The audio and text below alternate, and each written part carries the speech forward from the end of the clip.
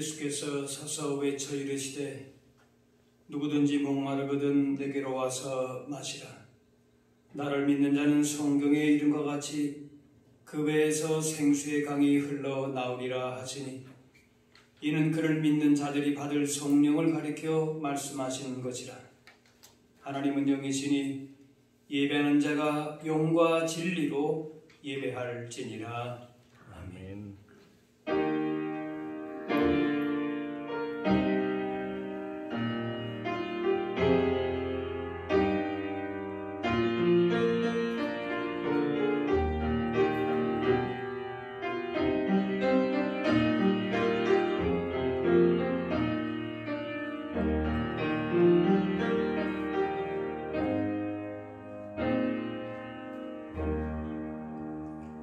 사랑의 하나님, 오래 눈부신 햇살 아래에 복되고 아름다운 주일을 허락하여 주심에 감사합니다. 한 주간 분주한 세상 속에 살던 저희들, 오늘 모든 걱정 무거운 짐을 내려놓고 성전을 찾았습니다. 예배하는 저희들에게 은혜를 내려 주옵소서. 다시 한번 십자가의 구원에 감격하게 하시고 부활하신 주님을 배우며 기쁨과 소망이 충만하게 하옵소서. 경배와 찬송을 삼위일체 하나님께만 올려 드리오며 죄와 사망의 소리를 구원하신 예수 그리스도의 이름으로 기도하옵나이다. 아멘.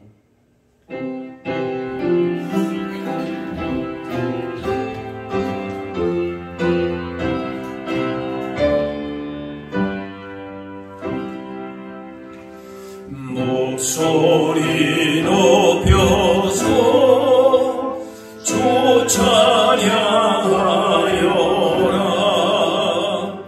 영광과 권세와 존귀와 위엄을 온 누리 다스리시는 만왕의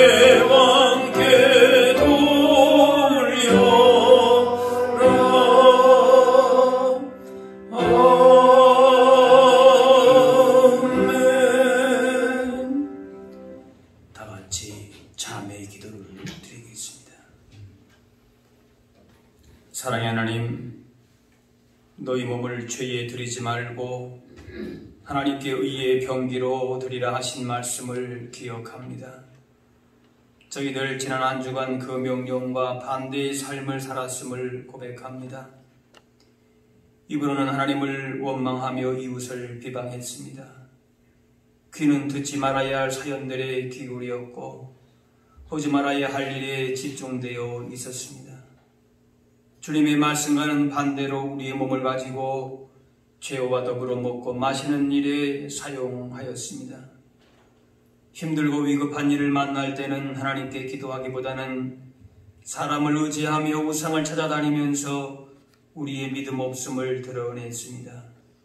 평안하고 즐거울 때는 그것이 하나님의 은혜인 줄 깨닫지 못하고 교만하고 방탕했습니다. 우리가 지연히 모든 죄를 용서해 주시고 다시 한번 신실한 믿음을 허락해 주옵소서. 이제는 하나님과 나만이 하는 죄를 생각하며 참의 기도를 계속 드리겠습니다.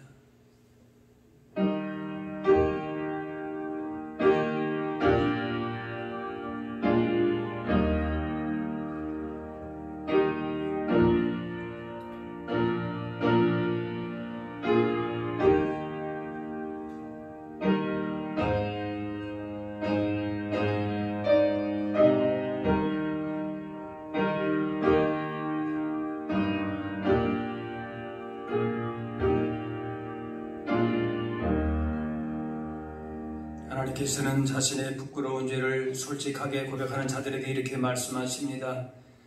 주와 같은 신이 어디 있으리까? 주께서는 죄악과 그 기업에 남은 자의 허물을 사유하시며 인애를 기뻐하심으로 진노를 오래 품지 아니하시나이다. 이제는 사도신경으로 우리의 신앙을 고백하오니 나는 전능하신 아버지 하나님 천지의 창조주를 믿습니다. 나는 그의 유일하신 아들 우리 주 예수 그리스도를 믿습니다. 그는 성령으로 잉태되어 동정녀 마리아에게서 나시고 본디오 빌라도에게 고난을 받아 십자가에 못 박혀 죽으시고 장사된 지 사흘 만에 죽은 자 가운데서 다시 살아나셨으며 하늘에 오르시어 전능하신 아버지 하나님 우편에 앉아 계시다가 거기로부터 살아있는 자와 죽은 자를 심판하러 오십니다. 나는 성령을 믿으며 거룩한 공교회와 성도의 교제와 죄를 용서받는 것과 몸의 부활과 영생을 믿습니다. 아멘. 자리에 앉으시기 바랍니다. 성시교도 교동문 7번 시편 13편입니다.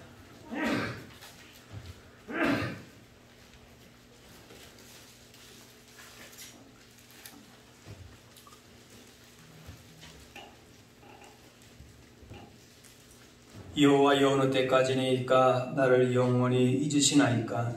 주의 얼굴을 나에게서 어느 때까지 숨기시겠나이까? 나 영원히 번민하고 종일토록 마음에 근심하기를 어느 때까지 하오며 내 원수가 나를 치며 자랑하기를 어느 때까지 하리이까? 여호와 내 하나님이여 나를 생각하사 응답하시고 나의 눈을 밝히소서. 두렵건대 내가 사망의 잠을 들까 하오며 두렵건대 나의 원수가 이르기를 내가 그를 이겼다 할까 하오며 내가 흔들릴 때 나의 대적들이 기뻐할까 하나이다. 나는 오직 주의 사랑을 의지하여 싸우니 나의 마음은 주의 구원을 기뻐하리이다. 내가 여호와를 찬송하리니 이는 주께서 내게 은덕을 베푸심이로다.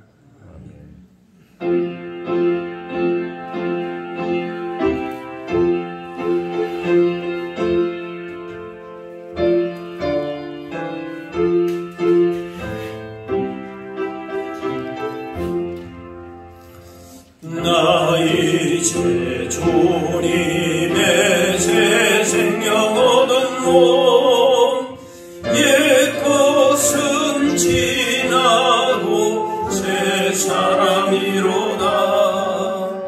그 생명 내 맘에 강같이 흐르고 그 사랑 내게서 해같이 빛난다. 영생을 누리며 주 안에 살리라. 오늘도 내일도 주 함께 살리라. 주 안에 감추인 새 생명 얻으리. 이전에 줬던 것 이제는 다 없다.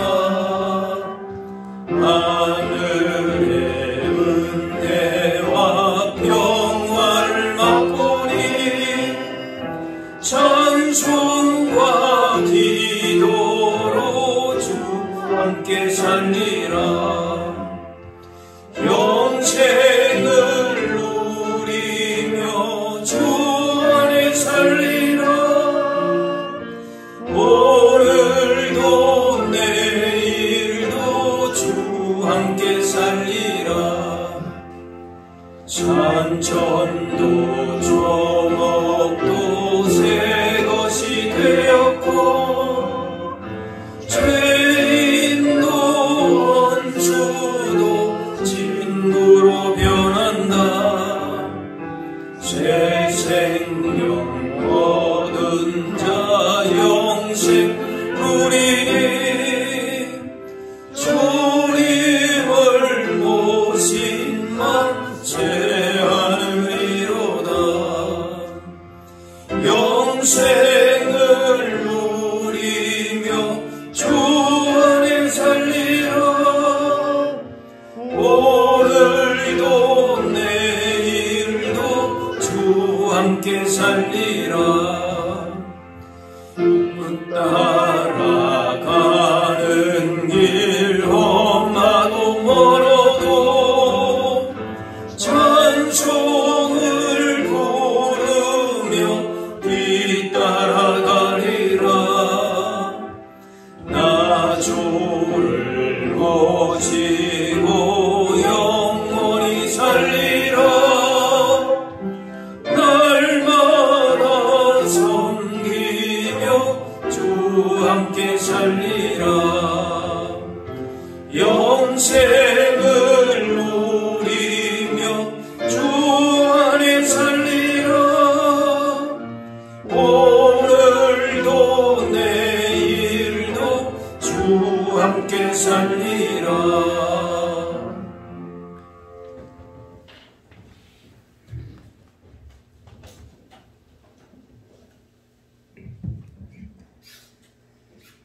갈대아 우르에서 아브라함을 부르신 것처럼 이곳에 주님의 몸된 소망교회를 세워주시고 구원의 역사를 감당하여 주신 하나님 아버지 감사를 드립니다. 거룩한 주님의 날 창립기념주일로 온 교회 성도들이 주님께 찬양과 경배를 드리오니 이 예배를 기쁘게 받아 주시옵시며 감사함으로 주님을 송축하는 귀한 예배로 인도하여 주시옵소서.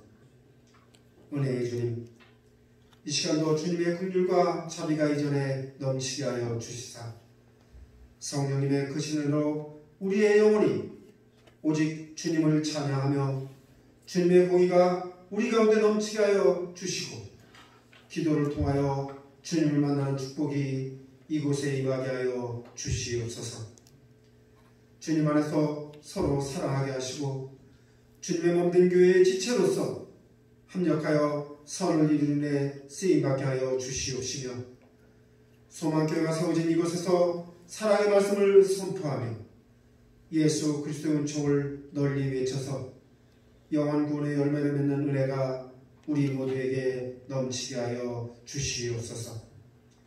오늘의 소망교회는 온전한 믿음으로 세우시고 충성을 다하여 섬기셨던 고 김희수 목사님과 빛도 없이 이름도 없이 헌신한 선배 성도님들과 주님의 인도하셨음을 이 시간 감사드리오니 그 자랑스러운 신앙의 유산을 받은 우리들도 성령의 투구를 쓰고 말씀의 검을 가지고 믿음의 방편을 든든히 하여 천국 가는 그날까지 주신 사명 잘 감당하게 하여 주시옵소서. 교회를 섬기는 직분자들을 기억하여 주시고 끝까지 인내하여 수고한 모든 것들이 아름다운 열매로 나타나게 하여 주시옵시며 후대에도 주님께 부끄럽지 않은 착하고 충성된 종들의 본을 물려주게 하여 주시옵소서. 특별히 다음 세대를 위해 세워주신 교회학교 교사들을 위해 기도하오니 한 영혼이 온 천하보다 귀하다고 하신 주님의 말씀을 감당하며 오직 기도로 영혼을 변화시키며 사랑하며 자원한 심령으로 어린 생명들을 양육하는 지혜와 믿음의 은혜를 모든 교사들 위해 부어주시옵소서. 새벽이슬 같은 이 나라의 청년들에게도 주님을 향한 열정이 넘치게 하여 주시고 몸과 마음과 뜻을 다하여 십자가를 높이 들고 하늘의 뜻이 이 땅 위에 이루어질 때까지 나아가는 충성과 헌신이 있게 하여 주시옵소서. 주님, 이 나라를 긍휼히 여겨 주시옵소서. 오직 주님만이 우리의 피난처여 요새이시며 의뢰하는 나의 하나님을 고백하오니 어려운 이 나라를 새 사냥꾼의 열무와 심한 전염병에서 건져주시옵소서. 하루빨리 코로나를 물리쳐 주시사 믿는 이들이 거룩한 예배의 모습을 회복하게 하여 주시고 이 나라의 경제도 활력을 찾게 하여 주시옵소서.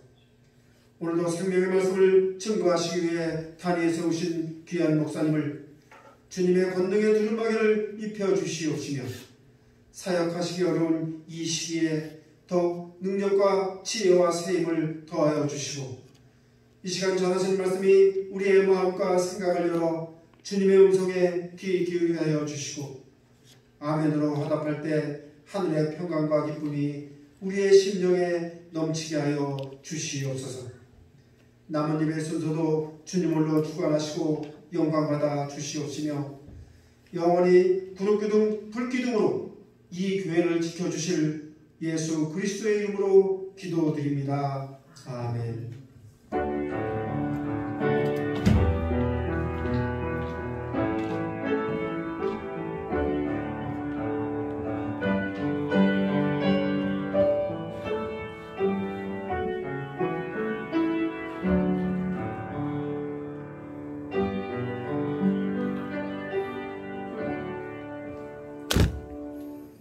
오늘 우리에게 주신 하나님의 말씀은 신약 성경 사도행전 10장 9절에서 16절 말씀입니다.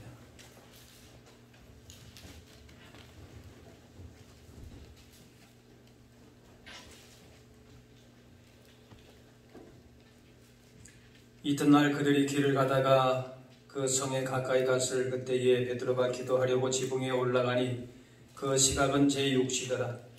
그가 지장하여 먹고자 하며 사람들이 준비할 때에 황홀한 중에 하늘이 열리며 한 그릇이 내려오는 것을 보니 큰 보자기 같고 네 귀를 메어 땅에 들이웠더라. 그 안에는 땅에 있는 각종 네 발 가진 짐승과 기는 것과 공중에 나는 것들이 있더라. 또 소리가 이르되 베드로야 일어나 잡아먹으라 하거늘 베드로가 이르되 주여 그럴 수 없나이다. 속되고 깨끗하지 아니한 것을 내가 결코 먹지 아니하였나이다 한데 또 두 번째 소리가 이르되 하나님께서 깨끗하게 하신 것을 내가 속되다 하지 말라 하더라. 이런 일이 3번 있은 후 그 그릇이 곧 하늘로 올려져 가니라.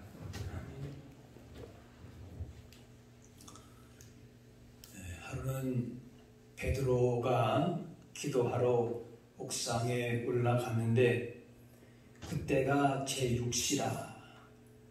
요즘의 시간으로 하면은 12시 점심때였습니다. 아래층에서는 식사 준비를 하고 있었고 배가 고팠을 것이기에 기도 마치고 내려가서 점심 먹어야 되겠다 생각했을 겁니다. 바로 그때에 황홀한 중에 하늘이 열리고 밥상이 내려왔습니다. 이것은 의식은 있었지만은 꿈을 꾸는 것 같이 신비한 체험이었을 것입니다. 하늘이 열리고 큰 보자기 같은 그릇이 내 귀퉁이에 매여서 내려왔습니다. 그 속에 4발 달린 짐승들, 땅에 기능이어 다니는 것들, 공중의 새들이 골고루 있었습니다. 이때 하늘에서 베드로야 내 마음대로 잡아먹으라 소리가 들립니다. 그렇지 않아도 배고픈 상황에서 밥상에 내려왔고 동시에 하나님의 음성이 들려온 것입니다. 그래서 먹으려고 보니까 먹을 게 아니었습니다. 아니 먹을 것을 주셔야지 이런 것을 어떻게 먹습니까? 그 안에는 유대 율법에서 부정하는 것으로 여기는 고기들이 있었던 겁니다. 괜찮다. 먹어도 된다. 안 됩니다. 그럴 수 없습니다. 이렇게 부정한 것으로 나를 더럽힐 수는 없습니다. 전에는 이런 것들을 먹지 말라고 했지만 이제 깨끗한 것으로 정했으니 염려 말고 먹어라. 안 됩니다. 이런 것은 절대로 먹을 수가 없습니다. 아니 하나님께서 먹지 말라고 해놓고 왜 이제 와서 먹으라고 합니까? 하나님 말씀하십니다. 15절에 하나님께서 깨끗하게 하신 것을 내가 속되다 하지 말라. 먹지 말라고 한 것도 나고 먹으라고 한 것도 나 아니냐. 그러니까 먹으라. 이제 모든 고기나 음식이 깨끗하다. 그렇게 하신 겁니다. 오랜 세월 동안에 부정한 음식을 먹지 말라는 조항을 생명처럼 여겨왔던 유대인들에게는 당황스러운 말씀입니다. 그래서 베드로도 못 먹겠다고 버텼습니다. 싫습니다. 아무리 하나님이 말씀하셔도 이건 부정한 것들 아닙니까? 이런 것들 싫습니다. 이런 식의 대화가 3번이나 걸쳐 반복됐습니다. 3번이라고 하는 것은 베드로가 얼마나 완강하게 거부했는지를 보여줍니다. 그리고는 그 밥상이 다시 하늘로 올라갔습니다. 베드로는 이게 무슨 뜻인지 알 수가 없었습니다. 분명 하나님이 중요한 계시를 주신 것 같은데 이해가 되지 않습니다.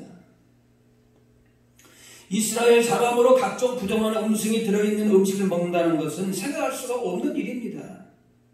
그런데 다른 사람도 아니고 하나님께서 그것을 먹으라 하시니까 당황스러울 뿐입니다. 율법에는 굽이 갈라지고 색임질하는 짐승은 정하지만은 그렇지 않은 짐승은 부정하다 했습니다. 가령 소나 양이나 노루 등은 정한 짐승이지만은 토끼나 돼지나 나귀 같은 것은 부정한 짐승입니다. 그런 짐승은 먹는 것은 고사하고 만지지도 못하게 했습니다. 그런데 그것을 잡아먹으라고 하니까 베드로는 당연히 싫다고 했습니다. 14절, 주여 그럴 수 없나이다. 분명히 하나님이 말씀하시는 음성인데 먹으라고 하는 거예요. 속되고 깨끗지 아니한 것을 내가 결코 먹지 아니하였나이다. 이런 일이 3번 반복되고 하늘에 올라가면서 이게 도대체 무슨 영문인가 의아하게 생각하던 차에 로마 군대 장관 백부장이었던 고넬료가 보낸 사람들이 도착을 했습니다. 고넬료는 이방인이지만은 하나님을 경외하는 사람으로 기도하고 있다가 베드로를 청하라 그런 환상을 베드로처럼 본 겁니다.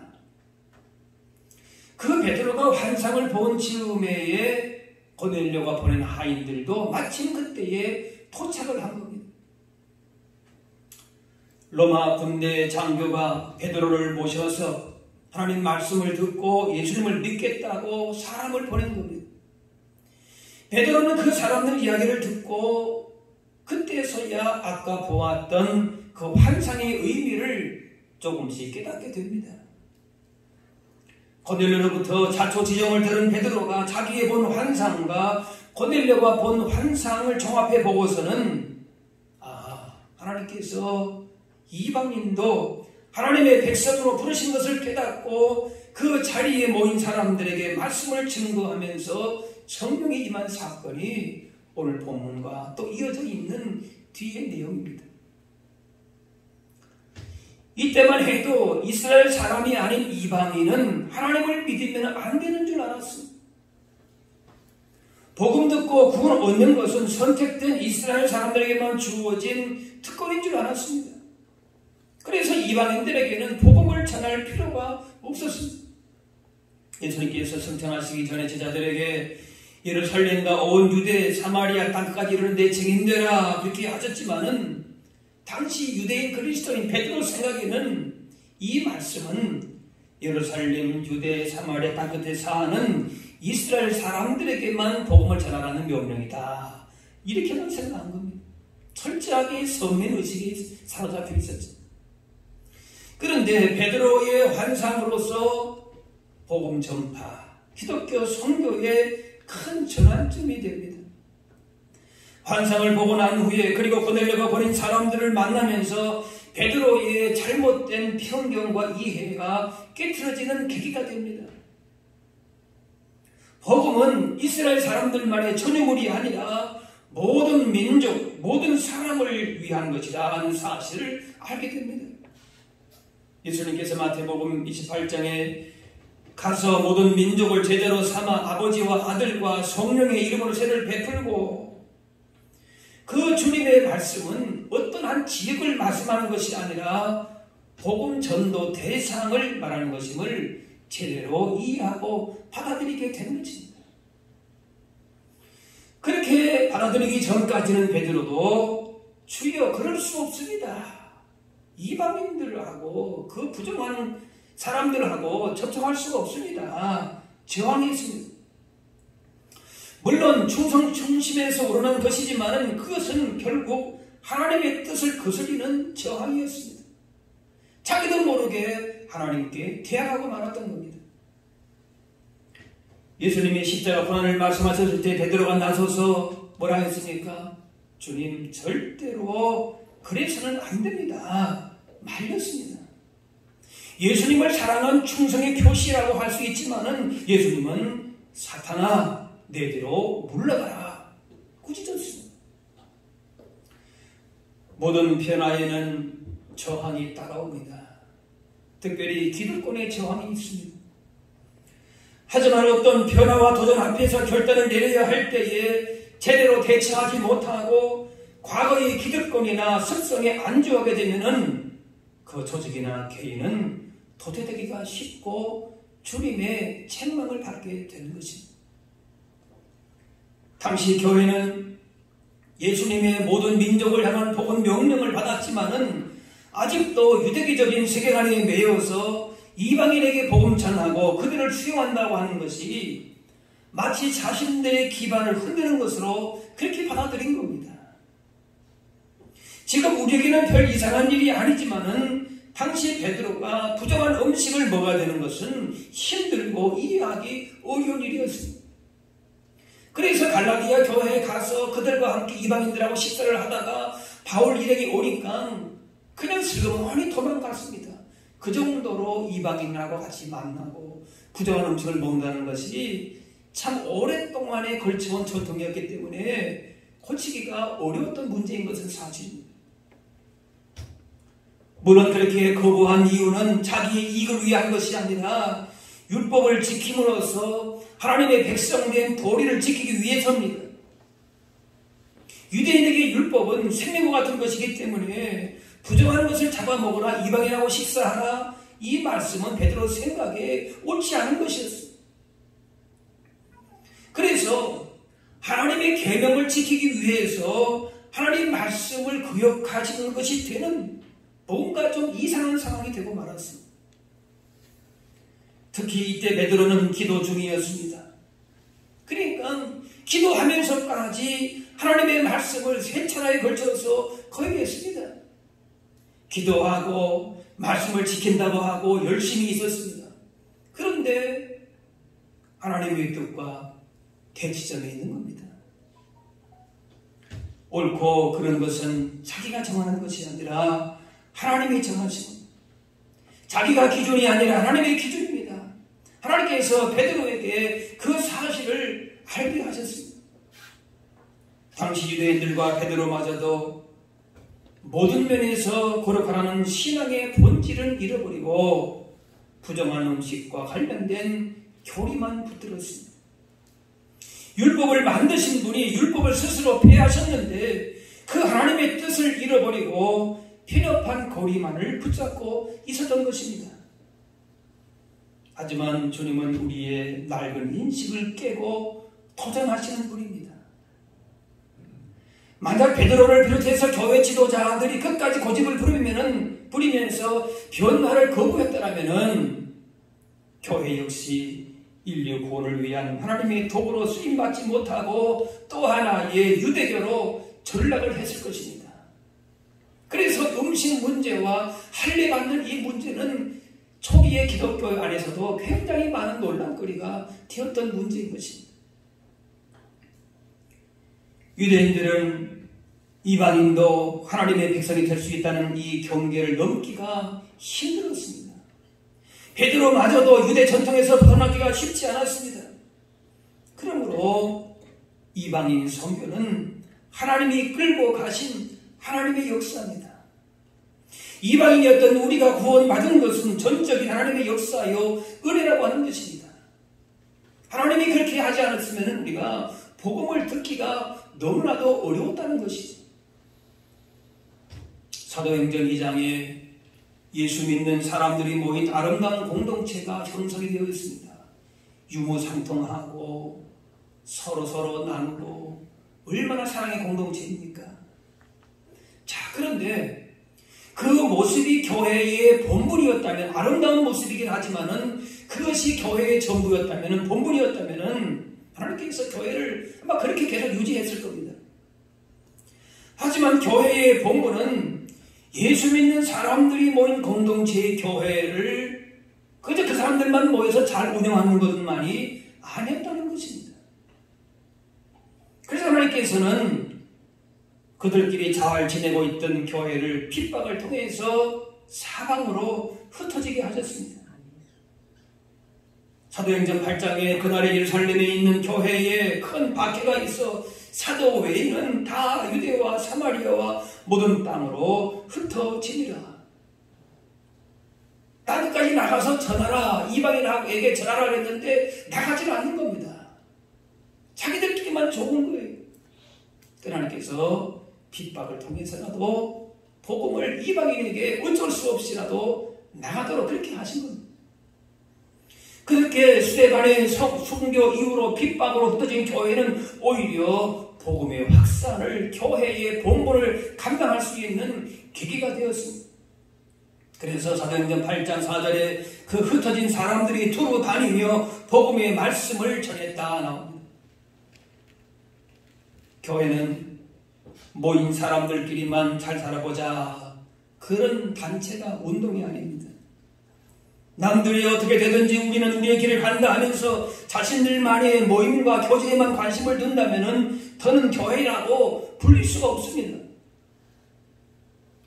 베드로를 비롯한 당시 유대 그리스도인들은 자신들의 전통과 편견과 한계를 넘어야 할 큰 장벽이 있었기 때문에 그 울타리를 벗어난 이방인 전도는 쉽지 않은 문제입니다. 이해는 갑니다.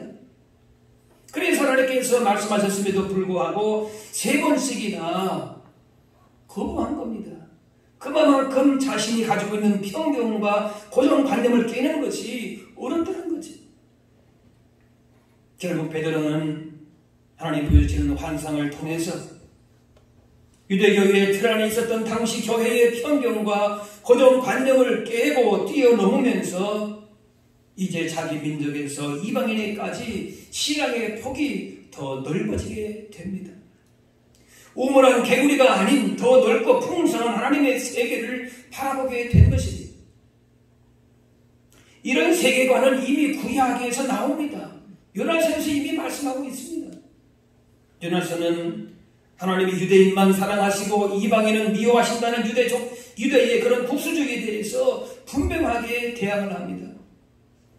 하나님께서는 이스라엘의 원수인 아수르 니느웨도 회개하시기를 원하시고 기뻐하시고 그들을 사랑하시는 분이라는 사실을 분명하게 보여줍니다. 요나도 선지자이고 하나님의 택한 사람인데 니느웨에게 복음을 전한 말씀을 전할 바에 사람은 그냥 내 스스로 목숨을 끊고 말겠다. 하나님께 정면으로 대적한 사람입니다. 그만큼 그 고정관념과 편견을 깨기가 이렇게 어려운 것입니다. 사람은 알게 모르게 혹은 무의식적으로 자기 문화와 전통에 집착하든지 그 속에 갇혀서 길들여져 삽니다. 이런 편견과 정형화된 틀들을 벗기가 쉽지 않지만은 이것을 깰 수 있는 것은 다른 것이 없습니다. 예수 그리스도의 복음 안에서, 진리 안에서 날마다 새로운 변화의 물결을 탈 수 있어야 되는 것입니다. 진리가 너희를 진정으로 메인대에서 자유하게 할 것이다. 그 말씀. 세상의 흐름이 아니라 진리의 말씀, 성령의 물결 흐름을 타고 그 복음의 능력으로 세상을 새롭게 변화시키는 역사를 만드는 그것이 바로 우리 교회 성도의 사명인 것입니다. 우리끼리도 물론 잘 지내야 되지요. 그러나 세상을 향하여서 도전하고 말씀, 진리의 말씀을 선포하고 자유와 진정한 평화를 나눠줄 수 있는 그것이 교회의 사명이 되는 것이죠. 그래서 사도 바울은 이렇게 고백합니다. 에베소 3장에 모든 성도 중에 지극히 작은 자보다 더 작은 나에게 이 은혜를 주신 것은 측량할 수 없는 그리스도의 풍성함을 이방인에게 전하게 하시고, 다른 것이 풍성함과 복이 아니라 예수 그리스도가 우리의 지혜요 능력이요 풍성이요 자유를 주시는 분이시다는 사실. 바울은 이 복음으로 말미암아 주시는 은혜의 풍성함을 이방인들에게 전하기 위해서 자신을 복음의 일꾼으로 삼쳤다는 사실에 감격했습니다. 전에는 교회를 핍박했지만은 복음의 풍성함을 경험한 바울은 이제는 더 이상 과거의 틀에 매이지 않고 총으로타지 아니하고 구원의 비밀을 전하기 위해서 그의 삶을 온전하게 헌신하게 됩니다. 에베소 3장, 이는 이제 교회로 말미암아 하늘에 있는 통치자들과 권세들에게 하나님의 각종 지혜를 알게 하려 하시니, 하나님의 지혜는 놀랍고 귀한데 그 지혜를 전해주는 사람이 없으면 그 지혜가 효력을 나타낼 수가 없습니다. 그래서 구원을 얻게 하시는 하나님의 지혜를, 구원의 능력을 교회를 통해서 알리시겠다. 그렇게 말씀합니다. 구원의 풍성함을 맡아 전하는 대리인이 필요한데 교회를 구원의 지혜의 전달자로 택하신 겁니다. 여기에 교회의 중요성과 의미가 있습니다. 이제 교회는 주어진 사명을 정확히 깨닫고 그 사명에 전념함으로 본분을 수행해야 할 것입니다. 교회의 본분은 세상에 복음을 전하는 것입니다. 우리 교회만 알고 우리 교회만 집중하려고 하면은 오히려 교회로서의 정체성을 점점 잃게 됩니다. 교회가 나가야 될 목표가 안으로만 향해 있다면은 방향을 밖으로 향해야 됩니다.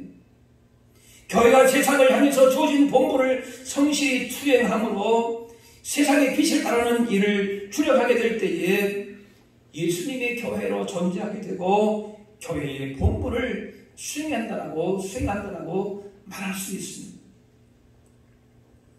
시간이 지나면서 씨앗이 본래 자신이 가지고 있는 형태가 깨져야 싹이 트고 잎이 돋고 꽃이 피고 열매가 맺듯이 흙이 깨어지고 부서지고 빚어져야 도자기가 되듯이 교회도 그렇게 수없이 많은 편견과 고집과 욕심과 정형화된 틀들을 벗고 깨트릴 때에 날마다 그렇게 사도 바울처럼 나 자신은 날마다 죽는다고 하는 그런 고백 속에서 오히려 아름답게 자라고 빚어지게 되는 것입니다. 그런 아름다운 모습이 우리 모두에게 있기를 바랍니다.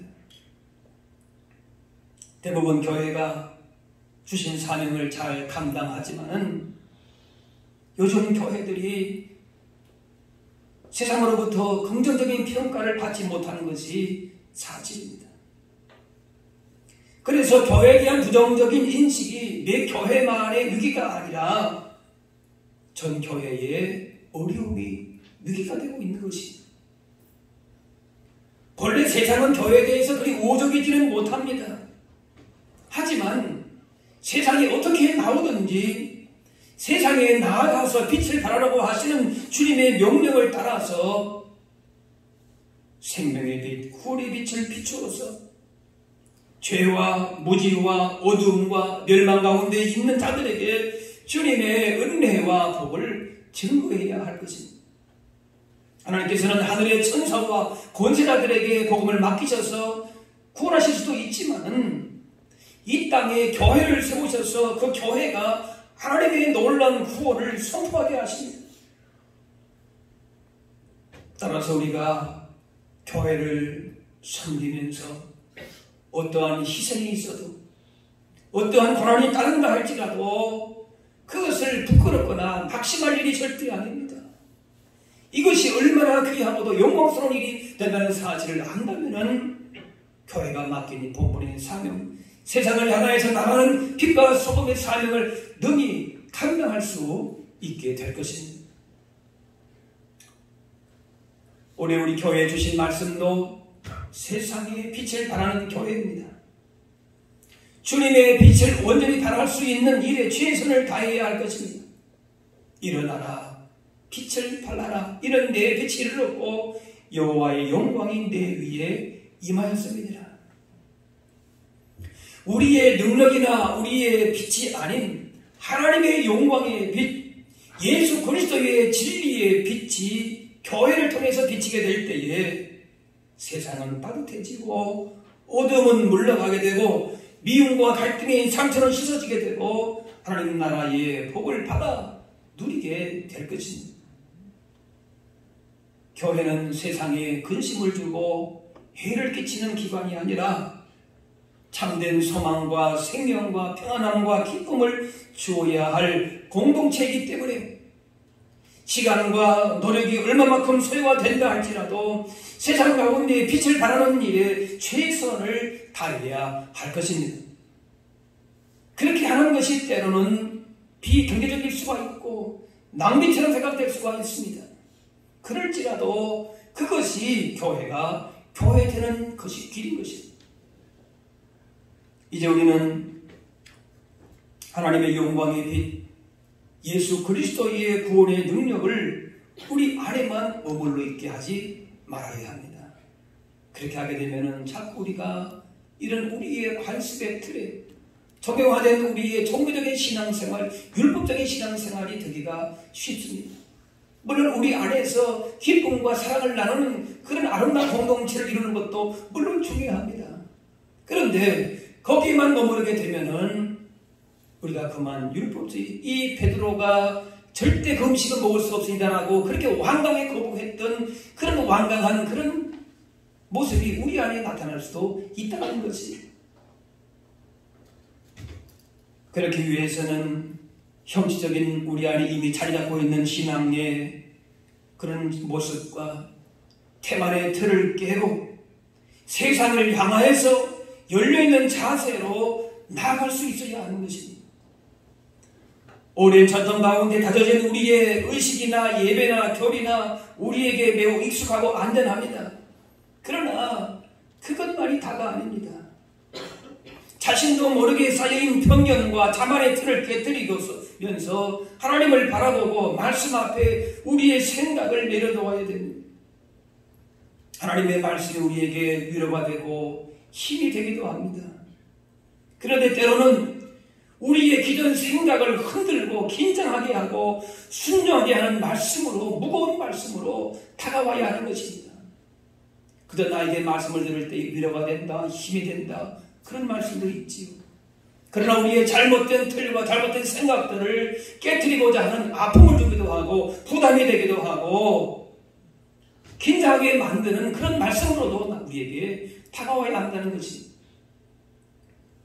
그래서 말씀 앞에 때로는 두렵고 떨림으로 겸손하게 서서 세상을 향해서 빛을 발하는 풍성한 삶의 열매를 맺어야 할 것입니다. 그렇지 않으면 교회는 신앙의 본질과 생명력을 점점 잃어버릴 수밖에 없게 됩니다. 만민을 위한 복음이었지만 유대인 중심이었던 초대교회가 자신들의 한계와 경계를 넘어서는 것이 쉽지 않았습니다. 이방인과 교제하는 것도 어렵고 식사하는 것은 더구나 하지 않았습니다. 이방인들은 죄인이고 부정한 음식을 먹는 부정한 사람들입니다. 그래서 그들과 함께 음식을 먹는다는 것은 상상할 수도 없는 일이었습니다. 하나님이 그런 것들을 베드로를 통해서 깨게 만드셨습니다. 이렇게 우리가 가진 인식의 틀도 완고할 수 있습니다. 자신의 작은 틀로 경계를 긋고 차별하고 배타적인 태도를 보이기도 합니다. 하지만 인종과 민족과 성과 계층과 이념은 달라도 우리 모두를 구원하시고자 하시는 하나님의 사랑의 마음, 하나님의 눈을 가지게 될 때에 우리 안에 있는 편견과 배타적인 태도를 능히 극복할 수가 있습니다. 우리 힘으로 되는 것은 아닙니다. 진리의 말씀이 우리 심령에 부딪혀야 됩니다. 성령께서 역사하셔야 되는 것입니다. 이제 우리 교회가 오늘 교회 창립 주일을 맞게 됩니다. 우리 교회에게 하나님의 비밀, 이 구원의 지혜를 세상 가운데 선포하는 귀한 사명을 맡기신 것을 하나님께 감사하면서 그 부르심에 이제는 더 합당하게 힘써서 교회를 섬기면서 세상을 향해서 주님의 구원의 빛으로 인도할 수 있는 구원의 방주의 역할을 더 충실하게 감당하리라 마음에 더욱 다짐하면서 세상을 향하여서 그렇게 교회로서의 본분을 감당할 수 있는 저와 여러분들 다 되시기를 주의 이름으로 축원합니다. 기도하겠습니다. 사랑의 하나님, 은혜와 사랑을 감사합니다. 주님께서 이곳에 세우신 교회를 통해서 세상이 결코 줄 수 없는 구원의 은혜와 복음의 비밀을 알게 하심으로 하늘의 복과 천국의 기쁨을 누리게 하시오니 감사합니다. 이제 우리 교회가 지금까지 받은 주님의 은혜와 사랑에 감사하면서 세상을 향하여서 주님의 지상 명령을 온전히 준행하게 하여 주옵소서. 우리 교회에게 주신 세상의 빛을 발하는 교회로서의 사명을 따라서 죄 가운데 죽어가는 많은 사람들에게 주님의 구원의 빛을 발함으로 우리 교회를 향하신 하나님의 거룩하신 뜻과 영광이 온전히 이 지역사회 가운데에 드러나게 하여 주옵소서. 감사드리며 예수님의 이름으로 기도합나이다.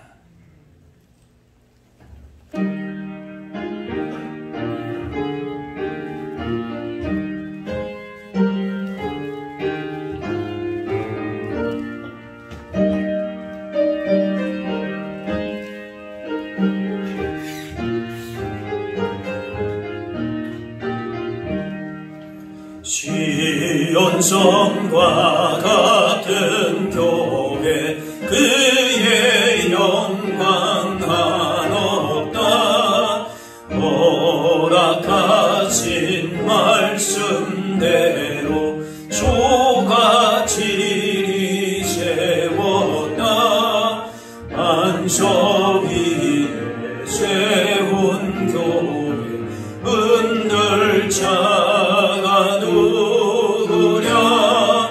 모든 원수의 원사도 아무 근심 없도다. 생명샘이 솟아나와 모든 성도 마시니 언제든지 흘러넘쳐 부족함이 없도다. 이런 물이 흘러가니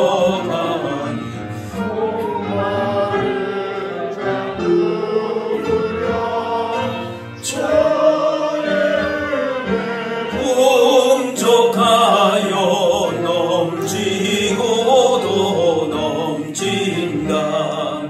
주의 은혜 내가 받아 지온 백성 되는데 세상 사람 비방해도 주를 찬송하리라.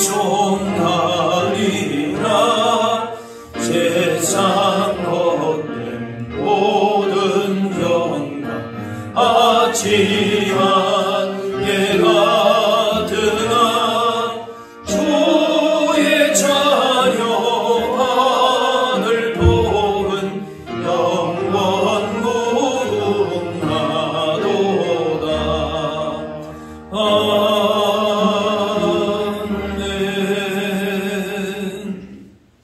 준비하신 예물을 드리겠습니다.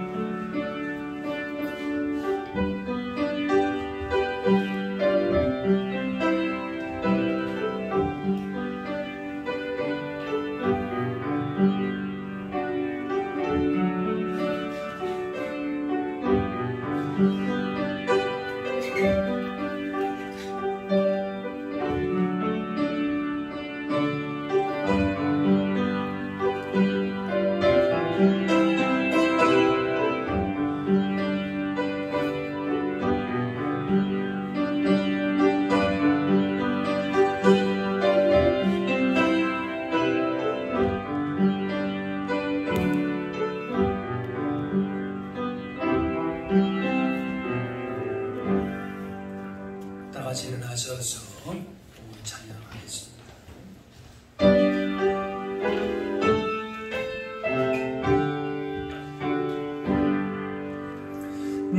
나의 보아 드리니 주여 받아주소서.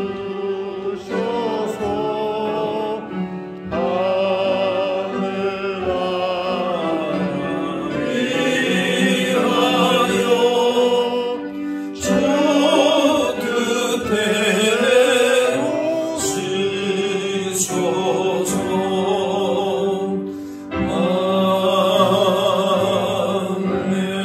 아멘. 사랑의 하나님, 오늘 거룩한 날 주님 앞에 나와 감사와 기쁨으로 예배하게 하시니 감사합니다. 오늘 우리 교회 창립 46주년을 맞이하면서 그 은혜를 기억하며 감사와 찬양을 드립니다.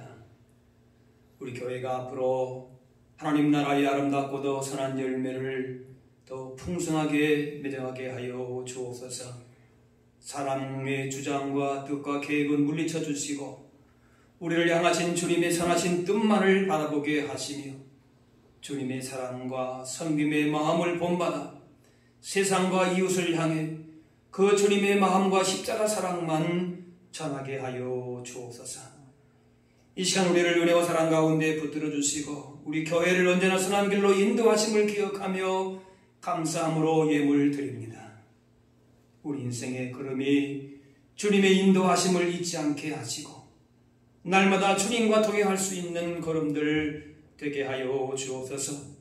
무엇을 하든지 말씀대로 하게 하시고 겸손히 주님 앞에 기도함으로 주님의 뜻만을 이루게 하여 주옵소서. 오늘도 주님 앞에 예배하며 간구하는 주님의 성도들의 소원을 들으시고 때를 따라 베푸시는 하늘의 양식 땅에 기름진 복으로 채워 주옵소서. 소망에 속한 가정들 한 주간도 붙들어 주셔서 어떤 인생의 도전 앞에서도 주님만을 바라봄으로 이렇게 승리하며 살다가 다시금 기쁨으로 만나게 하여 주옵소서. 감사드리며 예수님의 이름으로 기도하옵나이다. 자리에 앉으시겠습니다. 교회 소식 알려드립니다. 가정의 달 하나님의 사랑 안에서 또 기도와 말씀 가운데에 우리 가정들이 더 견고하게 설 수 있도록 기도하시고 또 소망에 속한 자녀들 또 가정들 위해서 늘 기도하시고 서로 돌아보실 수 있기를 바랍니다. 오늘 교회 창립 46주년 기념주일입니다. 우리 교회를 사랑하시고 지금까지 인도하신 하나님의 은혜를 기억하면서 늘 감사하시고 또 교회를 바라보시면서 매일매일 기도하시고 또 여러분이 주신 사명들도 신실하게 잘 감당하실 수 있기를 바랍니다. 구약 1도 행진 8월까지 진행합니다. 매일 성경 읽으시고 읽기표에 체크하시면서 읽어나가시면 되겠습니다. 다음 주에 정기 재직회로 2부 예배 후에 모이도록 하겠습니다.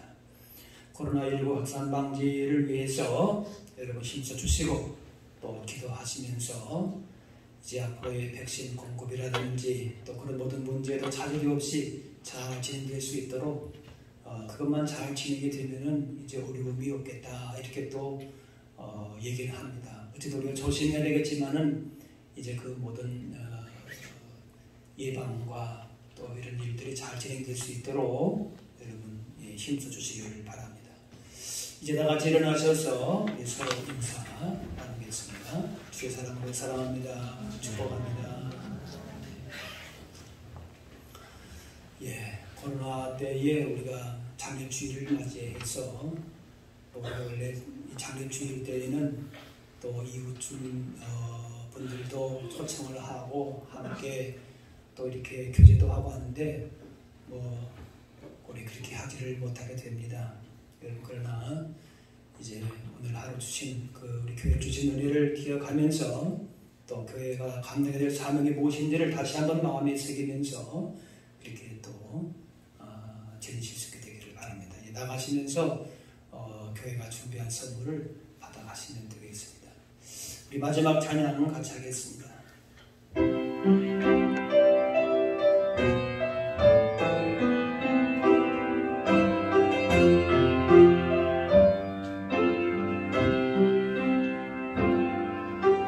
주님 다시 오실 때까지 나는 이 길을 가리라.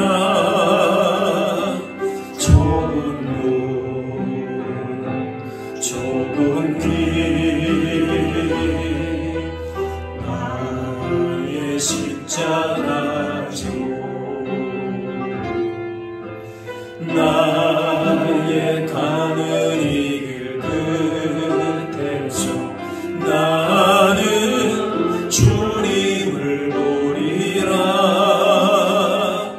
영광의 내 주님 나를 맞아주시. 주님 다시 오실 때까지 나는 일어나 달려가리라. 주의 영광 온 땅 덮을 때